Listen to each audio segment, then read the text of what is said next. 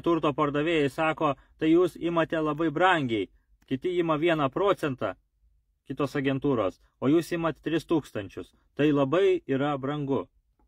O tai kas jums svarbiau? Ar kuo mažiau sumokėti tarpininkui, ar gauti geresnę kainą už turtą? Jei jums svarbu, kuo mažiau sumokėti tarpininkui, siūlau iš viso nemokėti jokiems tarpininkams ir patiems įsidėti skelbimą. Bet kaip mes žinome, jūs turbūt gausite keliais ar net 10 000 mažiau, ar patirsite dar kokių tai nuostolių. Jums turbūt rūpi, kad pardavus turtą ir atskaičius agentūros mokestį, jums liktų daugiau pinigų, ar ne? Yra agentūros, kurios ima 1%, bet jos neatstovauja jūsų interesų.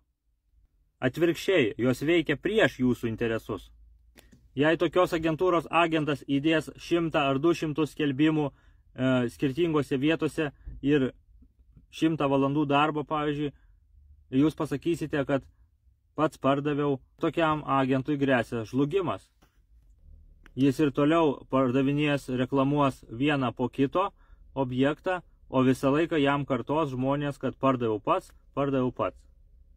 Jeigu jūs manote, kad mokate brangiai, galiu įrodyti, kad iš tikrųjų jūs mums nieko nemokate. Nes tie 3000, kuriuos gauname pardavus butą ar namą, tai yra mūsų pridėtinė vertė.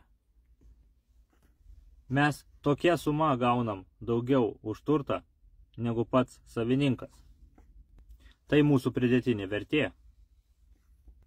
Ir tai yra būtent tais 3000 ar netgi daugiau pinigų, negu kad gautumėt jūs pats arba kitos agentūros.